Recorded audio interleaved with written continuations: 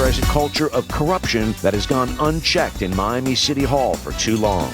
They're into free vacations at taxpayer expense, abusing our resources for political revenge.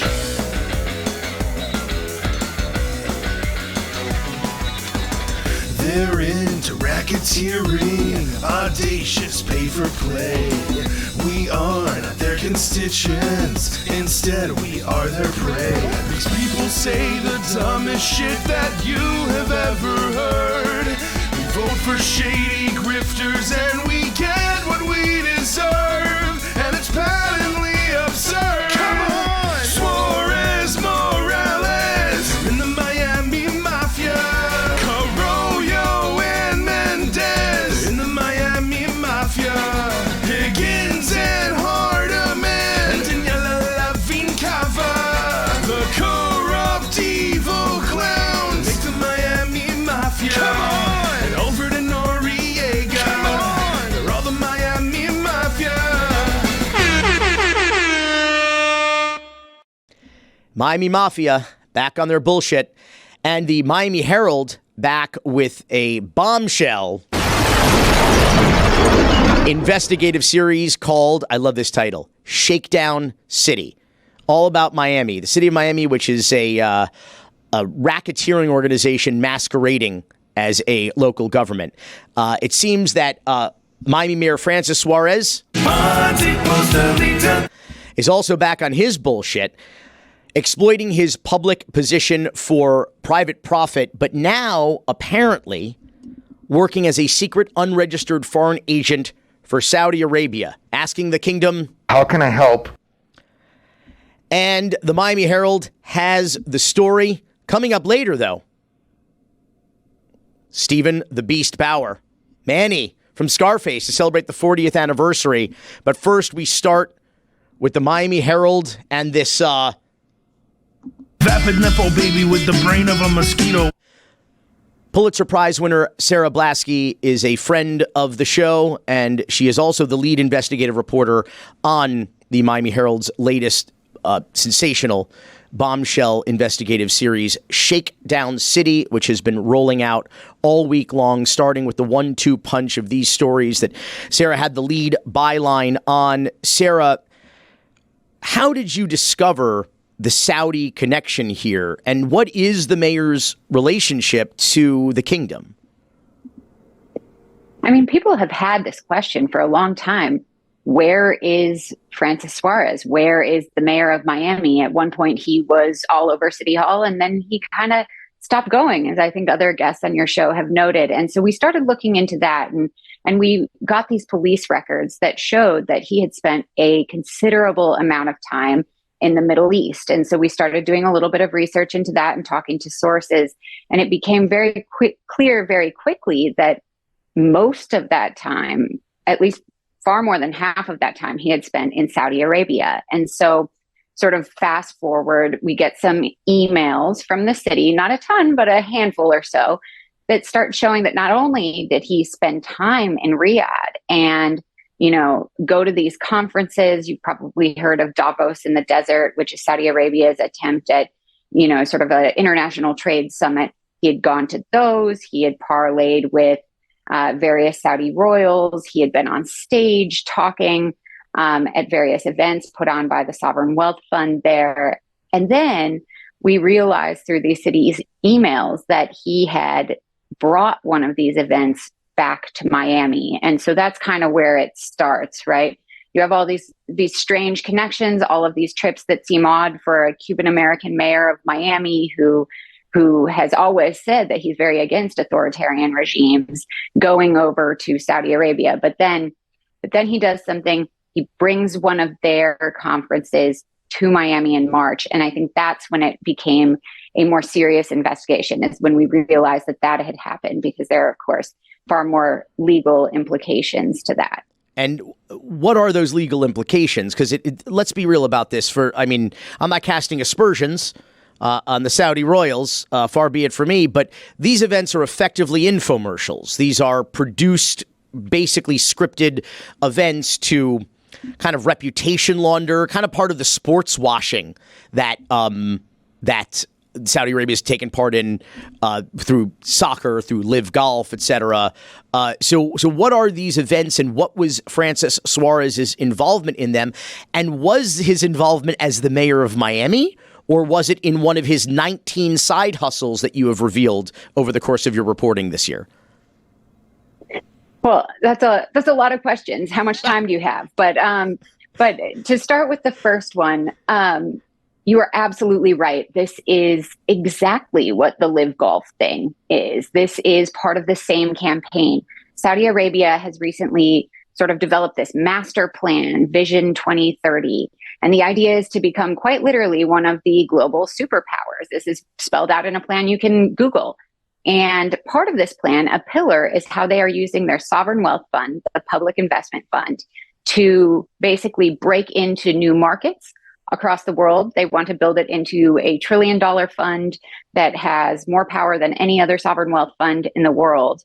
But, and it has a lot of money. It can break into markets. But the thing that's been limiting it, of course, is this long history of human rights violations and ties to the 9/11 terrorists and all kinds of other very bad for business headlines that have been limiting the public investment fund's ability to break into these markets. And part of the murder and alleged dismemberment of an American journalist from the Washington Post, Jamal Khashoggi. I mean, there's problems, human rights problems. Yes. And that murder, of course, started a fairly widespread boycott movement. And so part of the kingdom's effort to overcome that and to keep building itself towards being a global superpower was to establish this conference series, the Future Investment Initiative. So it was established through the fund. It is a government-sponsored, government-run. The board of trustees are royal appointees. It's that kind of conference. And it's been traveling around the world, trying to have different international summits in addition to the one in Riyadh. And so while Francis, Mayor Suarez, is in Riyadh in October of 2022, he gets a call from a representative of this initiative who is a royal appointee of the Saudi government. And this person says, we're going to do this in March. And Mayor Suarez says, March 2024, they're talking about bringing a summit to Miami. And the man says, no, March 2023. And Mayor Suarez seems surprised at the quick turnaround of bringing an international summit to Miami, but he says, okay. And then the emails that the Miami Herald was able to obtain show that city staff and also his private political fundraiser helped make this happen. And when I say help make this happen, bring this summit that is by royal decree a PR campaign for the Saudi government, I mean, these representatives for the Saudi initiative gave talking points to the mayor for his opening remarks. They asked the mayor's staff and associates to make introductions to power players around Miami, celebrities, business tycoons, that kind of thing. And some of those introductions got made.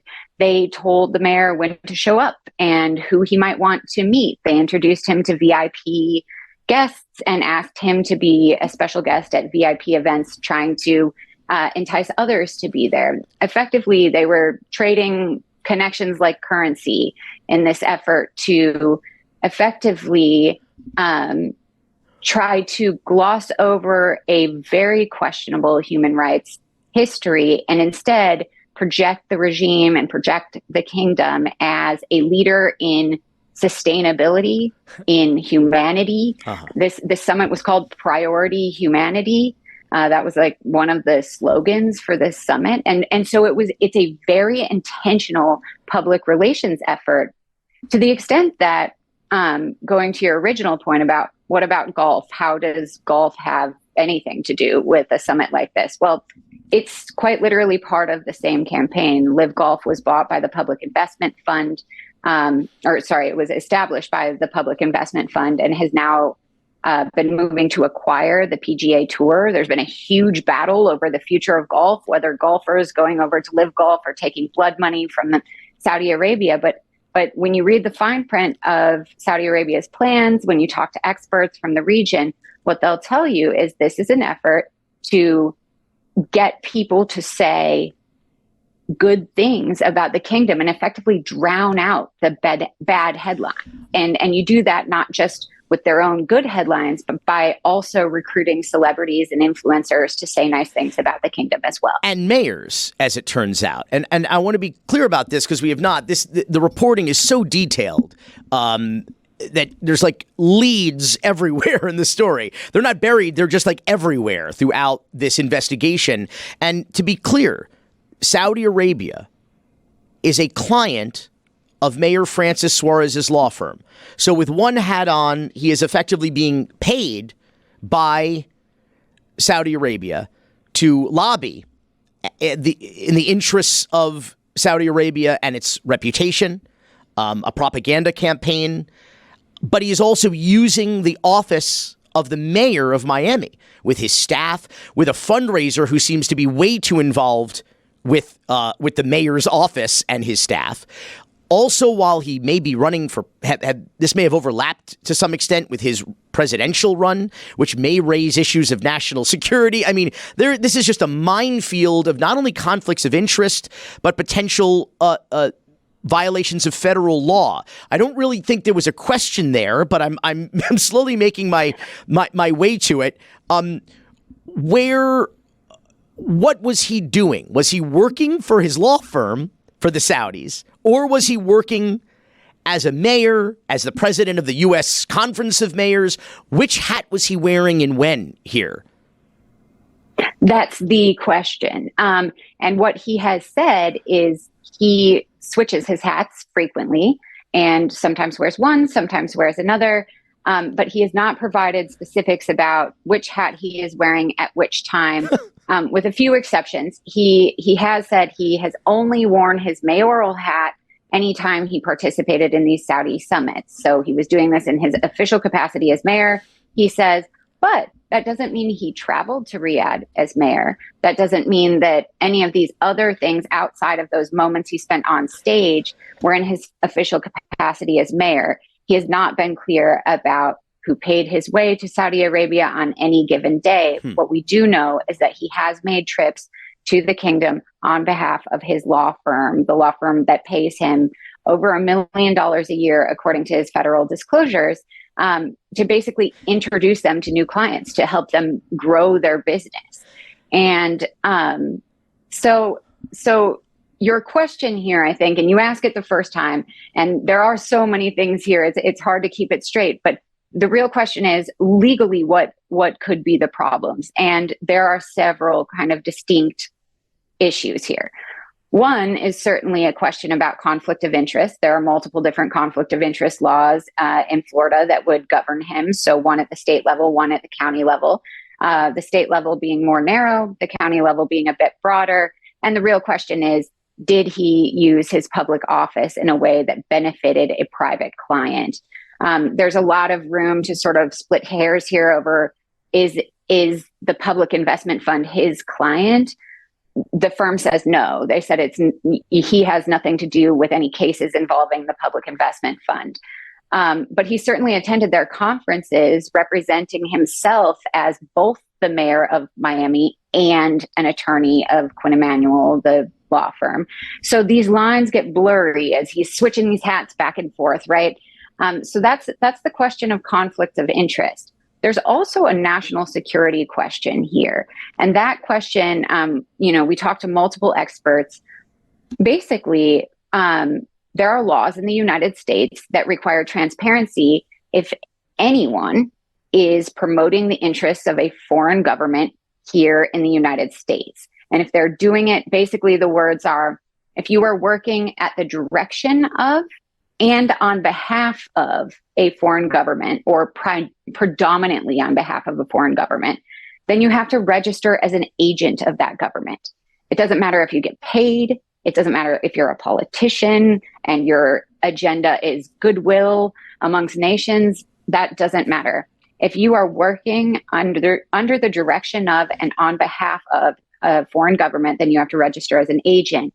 And the experts that we spoke with said that the emails that show the mayor's staff sort of taking these unilateral directives from representatives of the Saudi government do raise questions as to whether or not the mayor of Miami was predominantly working on behalf of the residents of Miami when he brought this summit, or if he was predominantly working on behalf of the Saudi government, which again is also a client of the law firm that pays him. And I just want to make one final point here.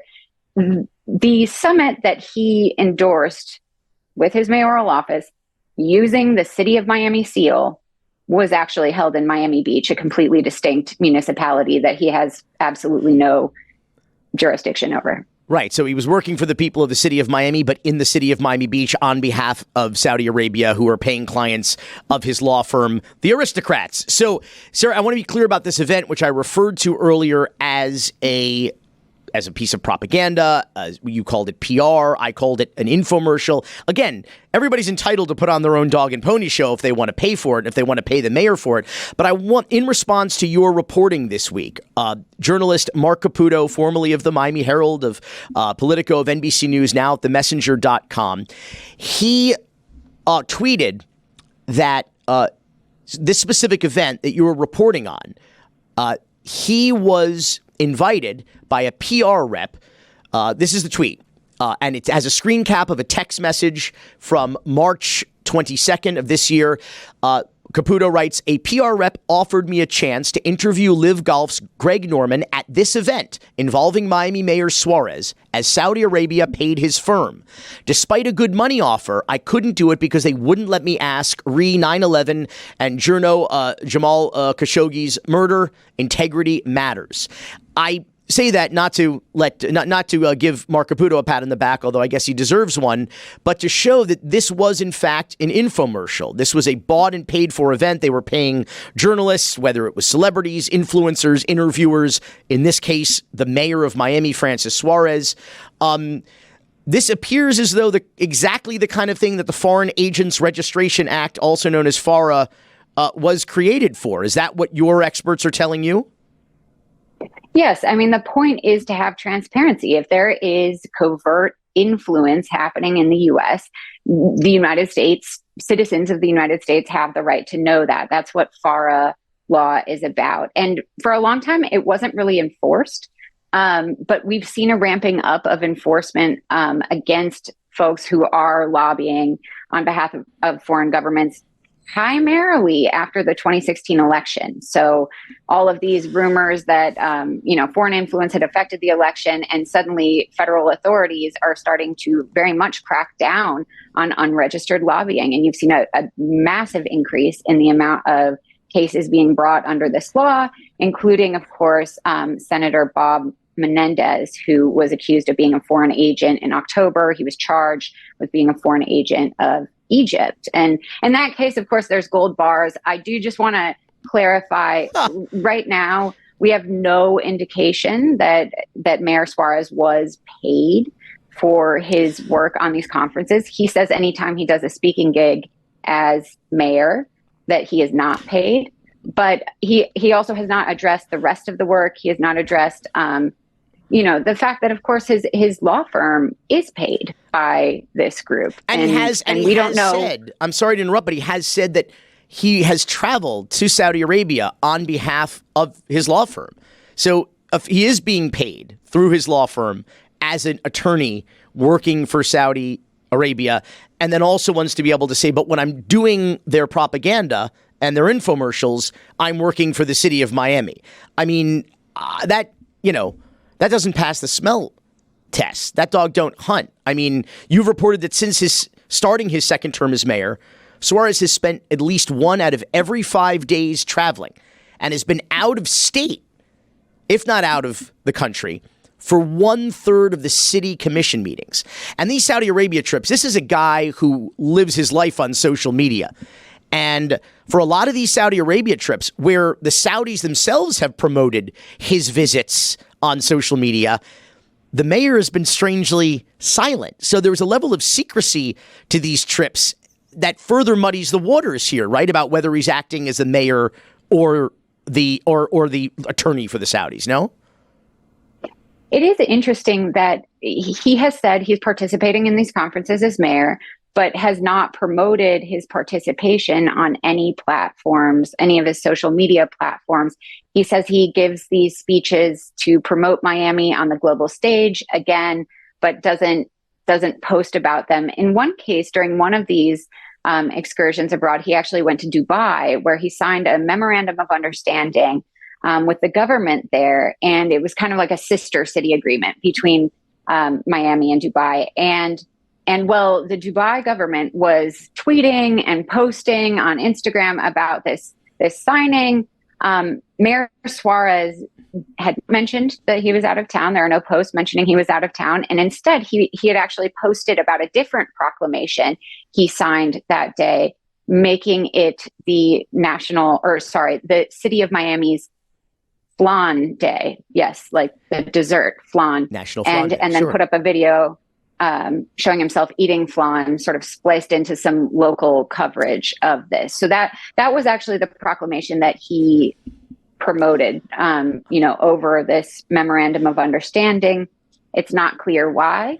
He said he was doing that as mayor. He was signing that as mayor, but this law firm that he works for, Quinn Emanuel, does represent a lot of clients who he tends to run into in these trips abroad. So they represent a number of sovereign wealth funds in the United Arab Emirates.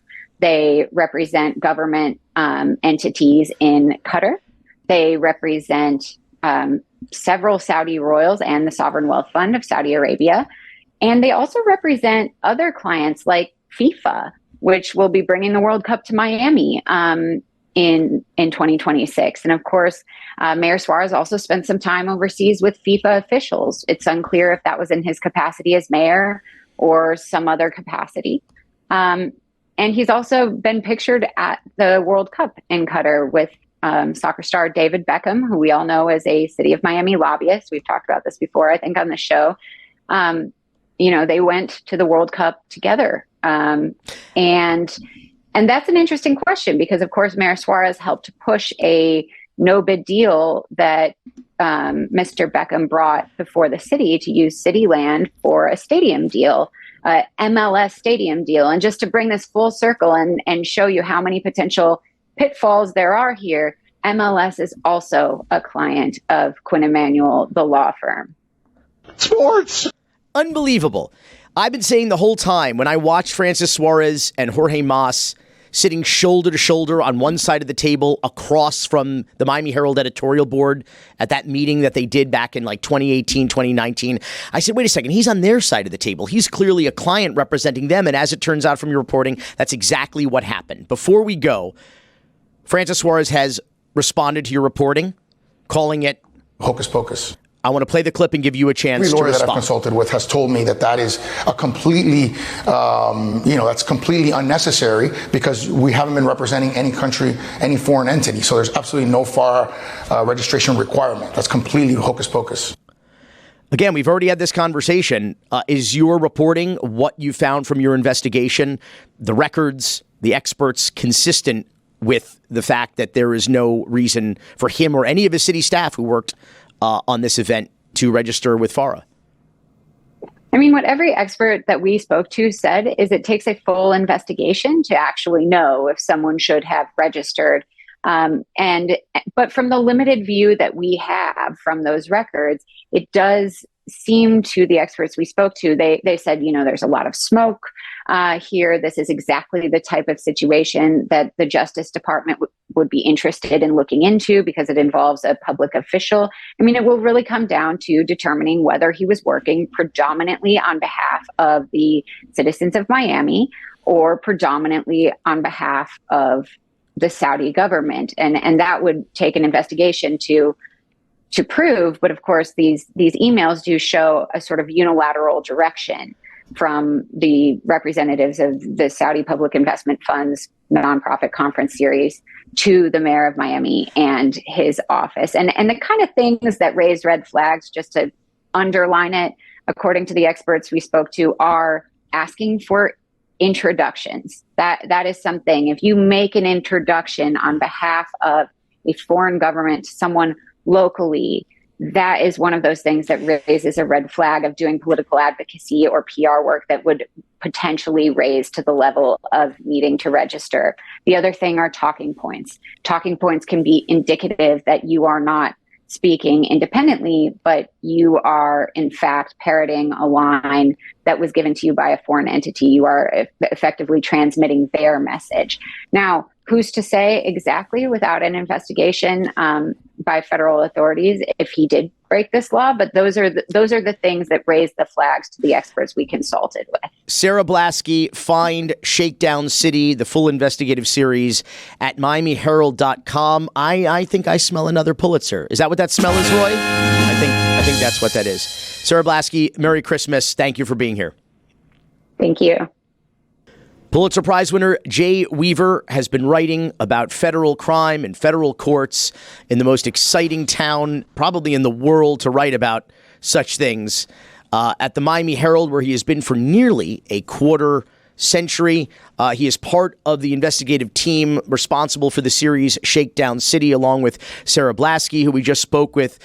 Jay's story that dropped is an extraordinary one. It is about real estate developer Rishi Kapoor, a very Miami character. This guy is an Atlanta transplant of Indian descent, attended the University of Miami, and hustled his way into the multi-billion-dollar real estate business, I should say multi-trillion-dollar real estate business here in Miami, and lived large. I mean, he lived in, we're talking about yachts, McLarens, six-figure watches. I think he had a house in Cocoa Plum, which the DEA used to call Cocaine Plum, which was actually, it was the model for Tony Montana's house, which they shot mostly in Los Angeles, but it was supposed to be in that neighborhood of Cocoa Plum. And I got to tell you, the Rishi Kapoor story is like Scarface, but with real estate instead of cocaine. Jay, we had you on earlier this year to talk about this story because this really was the first domino to fall in Francis Suarez's no good, very bad. Francis Suarez's terrible, horrible, no good, very bad year. Jay, what is it that we learn here in this story that you told us about earlier this year in terms of the investigations going on, in terms of the secret payments that Kapoor was making to the mayor in order to allegedly curry favor with the city and city policy? What are we learning now that's new? Basically, what have we learned is this. It's become very clear over the years and decades in Miami political culture that it doesn't take a lot to buy your way in. You can be an outsider. It's very transactional. You come in, you start buying things here, you start buying things there. It could be a dinner tab, a bar tab. It could be any kind of tab. And the next thing you know, the mayor's your best friend. You're giving money to his campaign. Then all of a sudden you put him on the payroll. And so what it shows is that it's so easy to buy your way into, and I'm not going to use the word on your program because it's really not suitable for family listening, but it's basically buying your way into I don't know if I can say it, but I don't know if I can say it really. Well, but first of all, no families listen to this program. Let's be perfectly clear. I've been accused of a lot of things. This show's been accused of a lot of things, never of family listening. I assure you of that. You can say anything you want in this program, and Roy, our censor, will, if it doesn't pass muster. What do you think, Roy? Well, let's see what it is. Tell us what it is. Well, I'll use a euphemism. It's like buying your way into a house of ill repute, and basically, anybody. Oh, a whorehouse, you mean? Oh, I don't know if we can use that one. No. Billy, you said that. Did you? You meant a whorehouse, right, Jay? Well, is that what you meant? All right, I was just wanting to double check. You've nailed me. You've nailed me. I think nailed you. So, like we're in a whorehouse, Jay. Yes. Oh, yeah, I got it. You don't have to press you the sure? issue. Okay, all right. Sorry, Jay. What were you saying again about the whorehouse? Well, I'm just saying it's just easy to buy your way into it, and so the reality is. You got a guy like Mayor Suarez and even Vince Lago, for that matter. Let's not leave him out. Let's not. And, but for the fact that Rishi Kapoor is, trying to curry favor with these guys, he wouldn't have caused them so much trouble. I mean, he insinuates his way into their lives. He's an outsider. He's from Atlanta. He's a UM grad. He'd gone to law school. He Mickey Moused in marketing and sales for a few years and then detoured into the rough tumble world of Glengarry Glen Ross, and that would be Miami's real estate market, right? And it's just remarkable to me how he was able to create this little empire, bamboozle so many people, get the mayor on board, get investors on board, get lenders on board, and even get condo buyers to buy into his whole thing, and to get political officials as well. He gets favors in return. He gets zoning approvals in return. All this stuff happens. Meanwhile, he's living large, as they always do, to make everybody think that they're, richer than they actually are. It impresses people. It makes them want to invest more with them and do more things with them. And if there's one thing that Suarez loves to do, he loves to be close to people with money. Forget about the poor, forget about the middle class. His best friends are people with money and deep pockets. Those are his constituents. And so it was a match made in heaven with Rishi Kapoor. Jay, do you remember what Tony Montana said about Miami? That it's like a great big. I'm trying to get him to say that line. You know what line, Roy? I'm trying to get him to say, but he's not going to say it, is he? No. Okay. All right. I think the listeners probably know too. This town is like a great big something. You froze up there. This Tony Montana said about. I think he's bullshitting me here. I think he's. No, I didn't hear you. You froze up. No. Remember, Tony Montana and Scarface said Miami is like a great big something waiting to be something. I don't know if you remember that line. Yeah. Don't say the second. All right. All right. So, but here's the interesting thing here. Obviously, this has all ended in litigation, acrimony, allegations of fraud, allegations of bribery, investigations by an alphabet soup of federal agencies. I'm not sure if this guy was a fake it to make it guy, because it did seem for a minute that he was making it. He had these major duty developments. It looked like he was breaking some ground. He raised a ton of money. It wasn't like there was no money there. So I guess my question is, was he a fake it to make it? Was this guy just kind of like a con man in and out, like shit in, shit out? Or was this guy like he meant well at the beginning and he just flew too close to the sun? What is the story of the rise and fall of Rishi Kapoor in that way? It's the latter. His intentions were good in the beginning. He hired a lot of good people, some from his days, some from the marketing and real estate world, and they formed a company and they started, developing projects. A lot of them were on paper, but some of them they got done. And the one that he really completed that was a signature project was the Via Valencia, 39 units in Coral Gables near downtown. And, he got that done with the exception of 3 penthouse units, which are costing him dearly. Everything else is sold and occupied. But he kind of used that as a beacon. And then he had done some previous to that, but smaller projects. But the one, the Via Valencia, is the one that sort of started him into the real world of Miami's real estate industry and started getting more and more investors to loan him money. But they were always private investors and private lenders. He doesn't go to conventional sources. So all of this was costing a lot of money. His problem was he was in over his head. He juggled too much. He did not estimate these costs very well. He was always running into overruns. He was always moving money between projects, and legal documents explain all of this. He's been sued left and right. This isn't just discrete sourcing. He's been accused of all these things in lawsuits. And he moved money around. He even took condo buyers' money and moved it between projects. He took investors' monies and moved it between projects. He took private, lenders' money and moved it between projects. And he also advanced monies to himself, which is clear from lawsuits and emails and records and text messages. And he did all this in a way, and it basically the whole house of cards collapsed. And now we have a situation where he might have finished a couple of projects. He might have had 4 or 5 good ones, on the horizon, but they couldn't get done. And the whole thing collapsed at the end of July.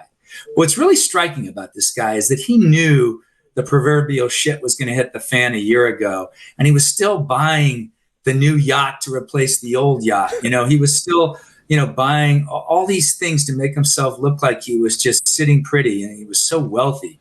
And it was absurd because he knew that, he knew it was all about to end. And, this is the mind of, I guess, somebody who just doesn't either think clearly or is desperate or is just so concerned about his image. I don't know what it is, because he wouldn't tell us. He wouldn't talk to us.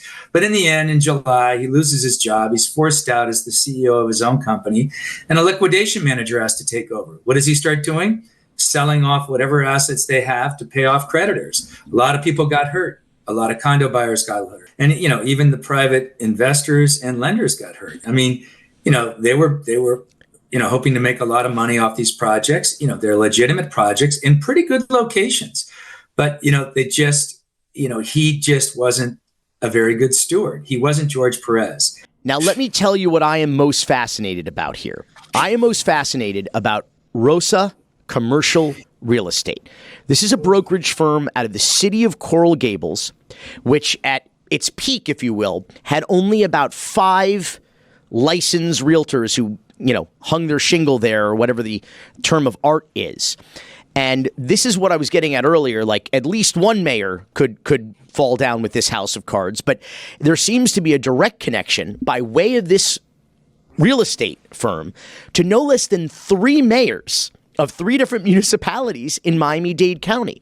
The 5 licensed real estate brokers in this firm were former Hialeah City Councilman Oscar De La Rosa, his, I believe, stepfather, Hialeah Mayor Esteban Steve Bovo, Coral Gables Mayor Vince Lago, Coral Gables Mayor Vince Lago's Chief of Staff, Chelsea Grinnell Lindsay, and the last one was Bill Riley, the attorney and lobbyist who was just arrested along with Miami City Commissioner Alex Diaz-Laportilla on charges ranging from bribery, money laundering, campaign finance violations, and through business dealings and real estate transactions with Bill Riley's clients, lobbying clients, the centers of the anti-vax private academy in the city of Miami. So you have these connections. Now, let's be clear.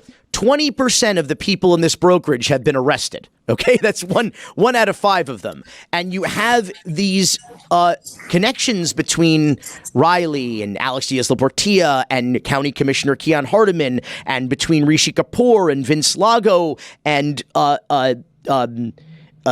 Francis Suarez. You have this what I always refer to as this incestuous cesspool of corruption here. But I'm fascinated by this brokerage firm, which could be alleged, people are saying, could very well be nothing more than kind of a real estate money laundering factory for bribes to public officials. Right. Well, that's a very good question, Billy, because the reality is this brokerage firm you speak of in detail is associated with Coral Gables Mayor Vince Lago. He's part of that team, but he did not receive any piece of that commission, the $640,000 commission on Rishi Kapoor's, sale of that land or purchase of that land, for the purposes of building a condo project there. This would be at 1505 Ponce de Leon, his next big project. So, long story short. But what about the office space, Jay? Oh, well, that's another situation. Well, I don't want to, let's separate this out. Let's unpack this first. So Fine. The reason why I said that was a very good question is because when they got the $640,000, what did they do with it? We don't know if they kicked back any money to Vince Lago. We don't know if they get back any money from that big commission to anybody.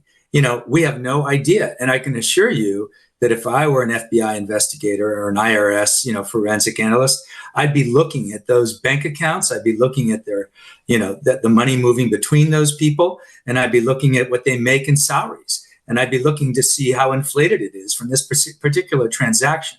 Now, you asked separately about a little karate storefront office, shop, storefront office next door to this site. Well, it was rented by the mayor, for half a year to a year to Kapoor for the purposes of putting in a sales office for the new condo project that was going to be built next door, which was months away from breaking ground. The reality is they never sold a single condo in this particular project. The project for now is dead, although it might be revitalized through the new investors. But my point is, why was he doing deals with Vince Lago on the rental of the storefront next door to the new development? Why was he doing deals with the brokerage firm, that was involved in the sale of the land for Rishi Kapoor's next new condo development? These are all really good questions. We couldn't get to the bottom of them because they're not part of any public record. But the reality is, I am certain investigators will be following that money trail. I want to be clear about this. What happened is that Rishi Kapoor bought this piece of land for this major duty development in Coral Gables. And then the mayor of Coral Gables, along with a cousin of Francis Suarez, the mayor of Miami, bought a building across the street, which Rishi Kapoor could have himself bought, considering he was spending tens of billions of dollars on these other properties.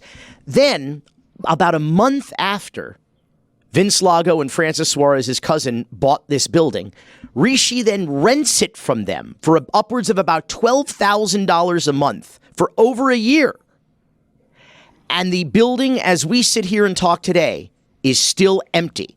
It was never occupied. Rishi Kapoor paid a 5-figure rent every month to the mayor of Coral Gables and to the cousin of the mayor of Miami to rent an empty building, an empty office space that he never occupied a single day, never so much as put a desk or a chair, and the building still on the outside, if I'm not mistaken, has a sign that says karate on the building. Right.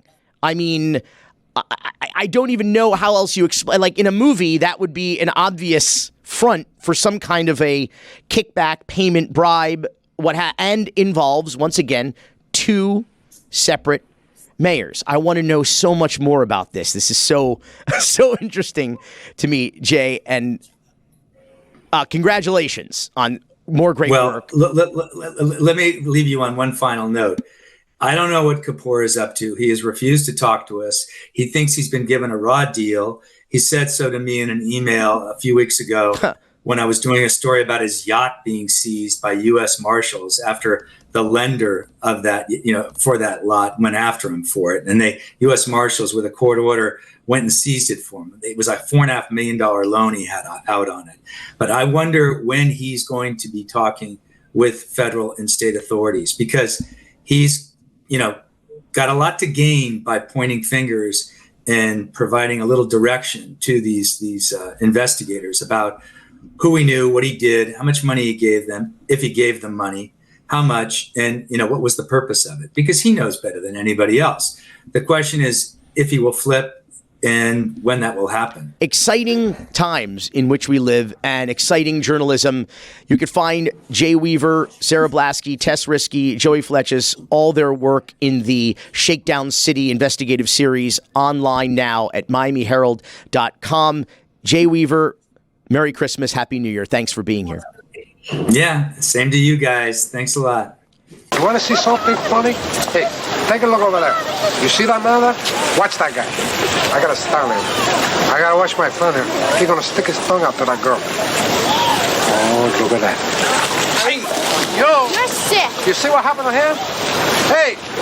Hey, if I wasn't a nice guy, I'd come on. She's too big for you. Come on. Cause she's trouble like that. Come on. Bitch. What I try to tell you? Lesbian. What I try to tell you? This country, you got to make the money first. Then when you get the money, you get the power. Then when you get the power, then you get the woman. That legendary scene from Scarface was shot here in Miami Beach at the world-famous Fontainebleau Hotel. Scarface was unleashed on the world 40 years ago this month. Can you believe it, Roy? 40 years ago. Now, wow. I think the movie changed the world. It certainly changed my life. I saw it for the first time many years later on VHS, and about 20 plus years after it came out, it inspired my producing partners and I to make a documentary called Cocaine Cowboys, our second feature documentary, which was kind of marketed as the true story of Scarface, because Scarface was, kind of notoriously ripped for being operatic and over the top and unrealistic. Scarface was a documentary. Let me be perfectly clear. What Oliver Stone and Brian De Palma and their team were able to put into 2.5 hours of that movie really captured Miami and changed Miami forever, because that was started, Roy, the cycle of like art imitating life, imitating art, imitating life. The 1-2 punch of Scarface and then Miami Vice solidified Miami's reputation as like this sexy, dangerous, cool place that everybody wanted to be and come to. It was America's Riviera. It was Casablanca. It was Dodge City. It was lawless. You could do anything, say anything, and get away with it. And people loved that. And that has been a big part of Miami's branding and reputation for all of these decades. And now, to celebrate the Ruby anniversary of Scarface and Tony Montana, you know him from Que Pasa USA, Ray Donovan, Queen of the South, Breaking Bad, Better Call Saul, Traffic, two of my favorites, Running Scared with Gregory Hines and Billy Crystal, yes. and Primal Fear with Richard Gere. And the guy's got a million credits, but most significantly, Manolo Rivera, the right-hand man to Al Pacino's Tony Montana in Scarface, Steven fucking Bauer. Steven, what does it feel like to be a part of something so iconic that 4 decades later, strangers come up to you on the street, yell dialogue, wiggle their tongue at you like a lizard? Is it cool? Is it annoying? Are you tired of hearing about it and talking about it already? No, it's wonderful. And thank you for the introduction. That was very good. You barely took a breath, and you covered everything. I'm getting high on my own supply, Steven. It's wonderful. After so long, and after the trials and tribulations of the status of the film in society, and it's a challenging relationship with the media over the years. But the tremendous acceptance of the hip hop generation, I think, brought Scarface back from that disastrous launch, not with the people. The people always got the movie, but the media, the press, the film critics just savaged the film, and Hollywood was not crazy about it either. But even before that, Steven, this movie was controversial from the jump, and I'm curious how attuned you were to that, because here in Miami, one particular city commissioner at the time, Demetrio Perez, was on a public campaign against this movie, thought that it would cultivated negative stereotypes about Cuban Americans and Marielitos in particular. He basically threw you guys out of town. I was wondering how attuned you, as a Cuban American, as a Miamian, how aware were you of that at the time back in 82 and 83, and how did you feel about it? How disruptive was it? Did you have to move the whole show? It was very disruptive, and I was very attuned to it because of my quick movement through the casting process. I was seen on the first day by the casting director before she saw anybody else. I was recommended because somebody else a lot of people were seeing me in New York City, where I was studying with Sel Adler, and they recommended me to her to see me first, and I did. And then she sent me on that same day to Brian DePartment's office in the Village. And then I got on a plane and went to LA, and he called Marty Bregman and told him to see me and that I was perfect. So I rose very quickly through the casting process, but then I had to wait 3 months for Al to see me because he was busy. And the fact that I went through that, and I was talking to it about talking to what was happening to me to my people in Miami, and they were quite aware that Demetrio Perez was on this savage campaign of like, no Scarface. There's not going to be a Hollywood movie that portrays Cubans as clowns, as criminals. And he was totally wrong. I don't think he read the script, but it did cause enough of a nervous reaction to Universal and to the bosses over there, to the producers, that they didn't want any protests, and they said, fuck it. We're moving it to, can I say that on the show?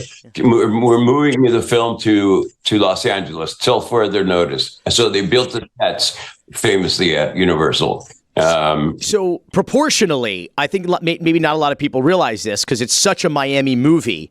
How much of it did you shoot in Miami? Like, can you kind of remember? I mean, obviously Ocean Drive, the chainsaw scene. So how much of it was in Miami compared to out west? That's it. That's it, Billy. Literally, we went there for the drive up on Ocean Drive to the interior where the shootout is. Right? We shot the interiors in the apartment in a studio in LA in November, and then in April in Miami we shot the drive up and the leaving of the apartment and the shooting on the street where he shoots the guy, the Colombian. And you were in Key Biscayne in part for Frank's house. Right, for Frank's house, we were there. And we were at the Fontainebleau, and that's about it. So wild. All we shot. But that day that we shot on Ocean Drive, you were a little kid. Were you born in 83? I was 5. All right. So you were a little kid, but you couldn't ask somebody to bring you to a set of Scarface. But by then, they had cleared all the obstacles. And so we were welcome, but it was still like a one-horse pony, town Miami Beach was, and it was a retirement row on Ocean. Okay. And so they cordoned off the street, and I had all my family and all my friends with there to see me shoot a Hollywood movie with Al Pacino. By then, everybody had, swallowed their pride and eaten crow and whatever. I sailed through it. But I did take a lot of heat when nobody knew about it, when they were just rumors. Oh, you're going to play this role. You're going to play a Cuban and you're a criminal. And I was like, don't just mind your business. I know what I'm doing. So Pacino, Loggia, Master Antonio, even F. Murray Abraham, half Syrian, half Italian. A lot of Italians playing Cubans in this movie. Who had the best accent, Steven? Sosa, Paul Shinar, the late Paul Shinar. Okay. Paul Shinar in the Bolivian scenes in Santa Barbara, that we shot in Santa Barbara. He had a great accent, but the Cuban accents vary, as you know. It depends on when you got here and how good is your ear. Because I have friends who grew up here who are my age, who are my peers, and they grew up in a Cuban household like I did.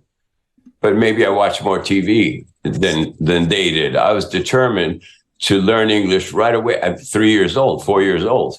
I was learning English, how it sounded, because I didn't want to stand out in school. I had a very complex, I was very, very, very insecure about being a foreigner when I was a child in school. And so I made a point of sounding like an American, but there are a lot of my peers who never got that sound. So they thought they talk like this, like a little bit like this.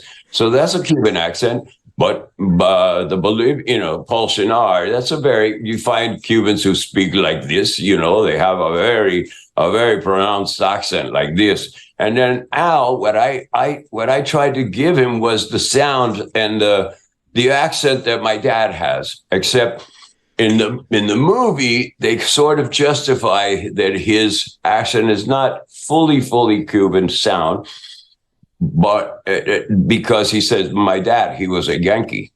He taught me to talk, right? In the interview, he says my dad was a Yankee. So he was able to have a very good Cuban accent for what he was. So when I would hear after the film came out, and I'd hear from my friends, oh, come on, Pacino's accent, terrible. And I say, fuck you. I mean, it's like, what do you know? I mean, how many Cubans do you know who speak shitty English and sound like that? Or they sound worse, or they sound a little bit better. All right, Steven, let me ask you this, though. Which was more convincing? Pacino's Cuban accent in Scarface or Pacino's Puerto Rican accent in Carlito's Way? I think they're both great. Carlito, I've watched it a few times, obviously, and that's a very subtle thing. The sort of Spanish Harlem or Bronx Spanish speaking English with that accent that you learn from Puerto Rico, and you have this sound like this, and it's just slightly different than the Cuban, but it's also very street. Very New York street, and they retain a little bit of the Puerto Rican lilt. So his accent was very good because he makes a point of it. He wants it to be perfect. And so the great thing about his accent in Scarface is that it's iconic. That's how consistent it was in and of itself, is that it's now iconic. How many movies do you know that you can cite that you quote more than one line because you enjoy saying it? People enjoy learning how to say hello to my little friend. That's a really interesting point because the accent is unmistakable. It's kind of a little like Johnny Depp in the Pirates of the Caribbean movies. It's like its own unique kind of language and character and accent. That's kind of cool. I hadn't thought about it that way. Steven, I'm gonna do a very quick pivot here because I brought you on to talk about, yes, under the auspices of talking about Scarface and the 40th anniversary, but you went to Miami Dade Community College right here in downtown Miami, now Miami Dade College. Then you went the South. Oh, okay. You went to the South campus, and then you went to the University of Miami where you studied theater. And I happen to know that you were in a production of Mice and Men that you co-starred in with Ray fucking Liotta, the late great Ray Liotta. Is that true? I remember this story vaguely, and I was wondering if you could talk about that a little bit. Well, the thing was that you have certain productions that are scheduled for the year. And already that year, by then, I was in my second year, and the great acting coach and director, Bob Buckets Lowry, he was just the coolest Irishman, and we just loved him, and he was intense, and he was a great director. So he was going to direct Of Mice and Men. And we all read it, and we all seeing ourselves in it, right? And I thought, well, I'm going to play Lenny because I understand it. I think I understand, and I have the size. Well, lo and behold, Ray read it, and he's like, he was like the hotshot at the University of Miami. He was a year ahead of me or two. And when I got there, and he was already playing Stanley Kowalski, and he did all these things. He didn't, and he also opened West Side Story. The first production I did there was West Side Story, and we're the first two Jets dancing on stage in the beginning. Anyway, but he didn't really know me then. But so we weren't friends because I was kind of competitive. He was competitive. And he didn't like the competition that I presented. And so he wanted to play Lenny. And Buckets just said to him, Ray, you're playing George, Rocky's playing Lenny, and that's it. Get to know each other and work on it. And that was it. He had to just accept me, and we became good friends, and we had that strong bond of those two characters. And that's why it translated onto the production, because we were those two. We imagined ourselves out in the Dust Bowl and looking for a job, and I'm a liability to poor George, but he's loyal, and it's ruining his life. And so that was a beautiful production that Buckets directed, and that really cemented my place here, because we got a great review from by the critic at the time, Candace Russell at the Miami Herald. And that was like, and we had a picture. She used a picture of us.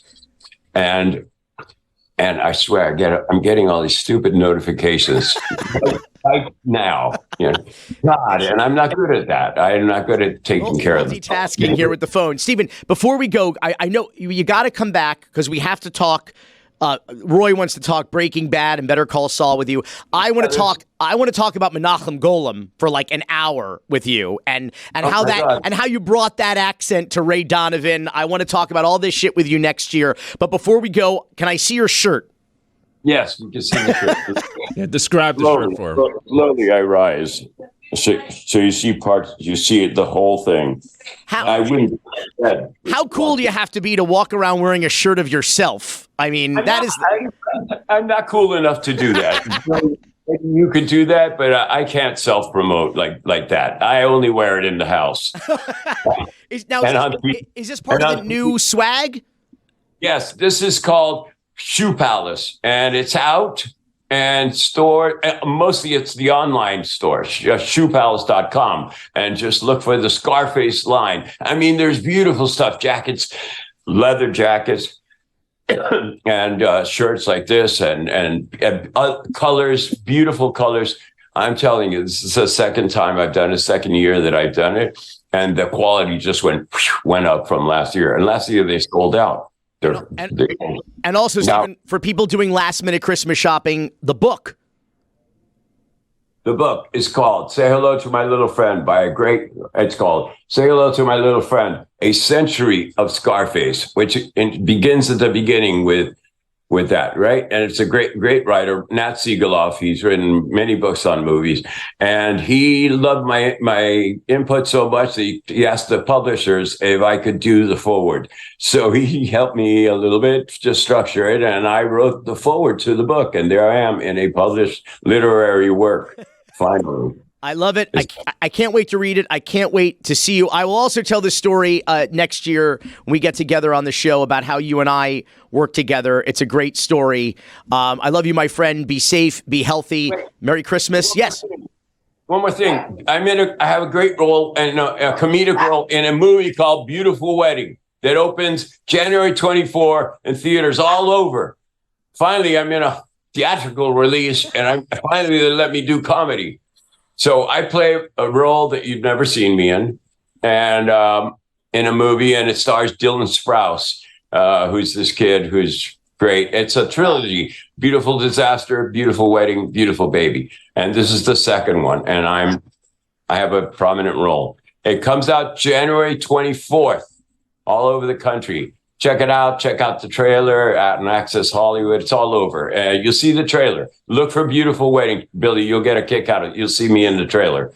All right? Well, you're hilarious. I love that you're doing comedy now. That makes me happy. He hasn't done comedy since K-Pasa USA, eh? I know. Well, I think Breaking Bad was comedy. So yeah, and black comedy, yeah. Better Call Saul. All right, man. I love you. Merry Christmas. Happy New Year. All right, you guys, you too, everybody over there, and my regards to Dan LeBatard. 40 years ago this month, Scarface was released. Here in South Florida, the big show was at the Miracle Theater on Miracle Mile in Coral Gables, where the legendary journalist Michael Putney went out to see the movie, do his own review. Bang, bang, snort, snort. And talk to Miamians about their reaction to the movie on opening weekend 40 years ago. I wish everyone a white Christmas, Happy New Year, Cocaines. Well, I saw Scarface yesterday, and for any Cuban who was worried the movie was going to offend Cubans, don't worry. It just offends everyone. The most violent film I've ever seen, and just in time for Christmas. I'm Michael Putney. Was it worth the wait? More to the point, is it worth $4 to see Scarface? Well, the 100 people, I would say about 100 people who are already lined up here at the Miracle clearly think it is worth the money and the wait. Goddamn so right, did meatball. Several hundred people, a sold-out crowd who saw a matinee here this afternoon. Here now are some mini reviews from the first Miamians to see Scarface. It's a bloody picture. It's a very dirty and doesn't give the real image of the Cubans that come from Mariel. Well, it's a good action movie, you know, and it's a good movie. I enjoyed it. You didn't think it was too bloody or too violent? No, it's neither. You know, you see horror films around all the time, and they're more violent and more bloody than this is. Weird. And I think it didn't make the Cuban people look too good. Okay. Does it make Miami look bad? It makes Miami look bad, too. Very bad. The people see this movie here, they think this is what's going on down here, and it's really not. Okay, enough reviews. What about the movie? It's the bloody story of a Mariel refugee called Antonio Montana. But Dad never taught Tony how to talk good. What a mumbler. And what an accent Al Pacino has here. A mongrel mixture of the South Bronx, Milan, and Matanzas. So say good night to the bad guy. And say goodnight to a bad film. You can sum up Scarface in 2 words. Bang, bang, snort, snort. Bang, bang is for gunfire. Snort, snort is for cocaine. There's a lot of both in Scarface. Reporting live from Coral Gables, Michael Putney, News 4.